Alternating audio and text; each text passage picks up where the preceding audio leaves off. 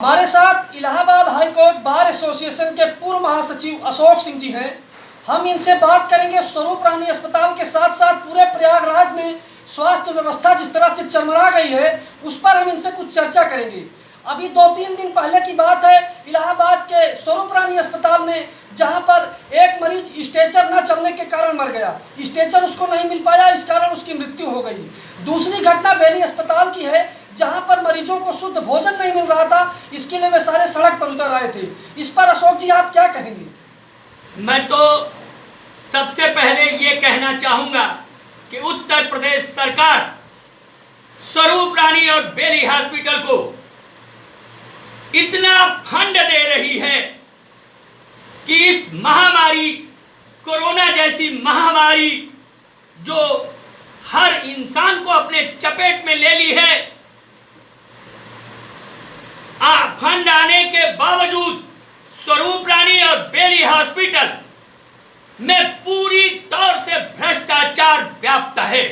अभी एक हफ्ता पहले मैंने उच्च न्यायालय के सामने आप मीडिया वालों को भी ये बताया था, हमारे अधिवक्ता भारत सेवक संघ के बैनर तले वहां मौजूद थे। अगले दिन डीएम प्रयागराज हर जगह औचक निरीक्षण किए। उसके अगले दिन ही स्वरूप रानी हॉस्पिटल में कोरोना पेशेंट को स्ट्रेचर तक इनके कर्मचारियों ने नहीं दिया। सोशल मीडिया पर पूरा वायरल है कि उसको उसके घर के लोग स्ट्रेचर पर लेके बेचारे जा रहे हैं। मेरा ये कहना है कि डीएम साहब अगर औचक निरीक्षण किए तो क्या किए, कम से कम वहां जो भ्रष्टाचार व्याप्त है, इतना फंड सरकार दे रही, लेकिन स्वरूप रानी अस्पताल में डॉक्टर कोरोना मरीज के साथ जो दुर्व्यवहार कर रहे, जैसे लगता है कि जीवन अब नरकीय हो चुका है। पुनः मैं आपके माध्यम से ये कहना चाहता हूं कि स्वरूप रानी हॉस्पिटल के डॉक्टर कोरोना मरीजों का और अन्य मरीजों का जिस तरह से दुर्व्यवहार कर रहे हैं, सोशल मीडिया पे लगातार आ रहा है, इस पर रोक लगाएं, अन्यथा हम अधिवक्ता इस महामारी के काल में स्वयं पीड़ित हैं। मैं तो यहां तक कहूंगा कि माननीय उच्च न्यायालय के मंत्री कि कोरोना रिपोर्ट सरकारी अस्पताल ने पॉजिटिव दिया और चंद घंटे के बाद उन्होंने प्राइवेट हॉस्पिटल में अपनी जांच करवाई और कोरोना की रिपोर्ट निगेटिव आई।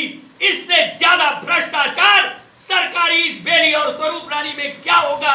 मैं तो चाहता हूं कि स्वरूप रानी अस्पताल के सीएमएस और बेली के सीएमओ पर भी डीएम महोदय लगाम लगाएं और उनसे इस बात की तहकीकात करें कि सोशल मीडिया पे जो वायरल है क्या यह गलत है, और अगर यह गलत नहीं है तो सरकार के फंड का दुरुपयोग क्यों हो रहा।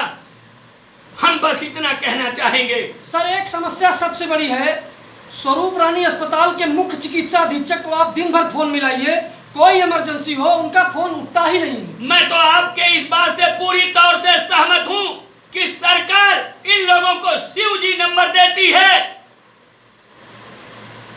और इस नंबर पर फोन किया जाए तो बेशक आपकी बात से मैं सहमत हूं कि फोन नहीं उठाते।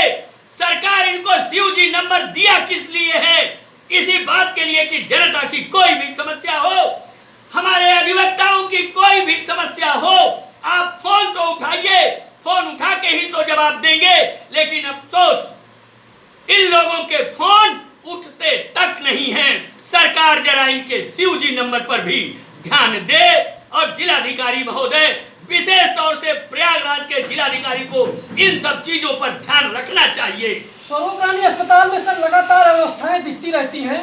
अभी 2-3 दिन पहले की बात है, एक मरीज जो करवी चित्रकूट से आया हुआ था, उसकी मौत केवल इसलिए हो गई क्योंकि डॉक्टर साहब 10 बजे ऑपरेशन उनको करना था, उन्होंने ब्लड मंगवा लिया था, उन्होंने ऑपरेशन के लिए सारे इंस्ट्रूमेंट मंगवा लिए थे।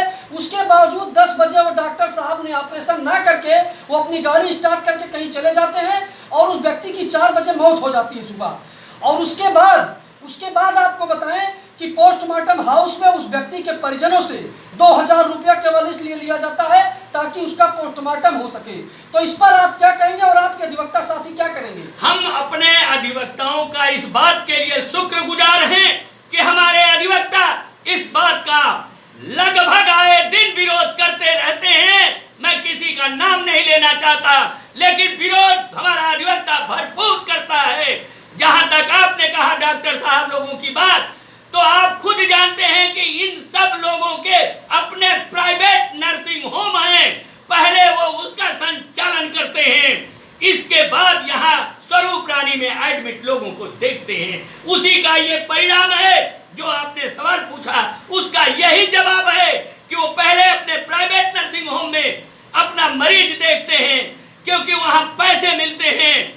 स्वरूप रानी तो सरकार का फंड है, वहां तो इनका कुछ मिलना नहीं इनको, लिहाजा ये यहाँ के मरीजों को भगवान भरोसे छोड़ देते हैं। और ये चीज अब छिपी नहीं है। पत्रकार महोदय जी, आप लोग इस बात से अच्छी तरह से अवगत हैं कि लगभग सभी ने अपने प्राइवेट नर्सिंग होम खोल रखे हैं। सर, अभी 3-4 दिन पहले की बात है, अलीगढ़ के जिला अधिकारी चंद्रभूषण सिंह ने एक सीएमएस को जमकर डांटा था। क्या आपको लगता है कि ठीक उसी तरह की आवश्यकता यहाँ पर भी है? बिल्कुल, बेशक जिलाधिकारी प्रयागराज को चाहिए कि जब बार बार शिकायतें आ रही, हर कोई शिकायत कर रहा, सोशल मीडिया पे आप अपनी आंखों से देखते होंगे, तो क्यों नहीं हमारे जिलाधिकारी महोदय स्वरूप रानी हॉस्पिटल और बेली हॉस्पिटल, जहां पे सरकार का भरपूर फंड आ रहा इस कोरोना पीरियड में, तो उनको जा करके वहां के सीएमओ और यहाँ के सीएमएस को जितनी कार्रवाई की जा सकती हो इनके खिलाफ पूरी जांच करने के बाद जिलाधिकारी को यही करना चाहिए। वही सक्षम जिलाधिकारी होगा जो इस तरह की कार्रवाई कर सके और एक्शन ले सके। अशोक सिंह जी, आपका बात करने के लिए बहुत बहुत धन्यवाद। Thank you.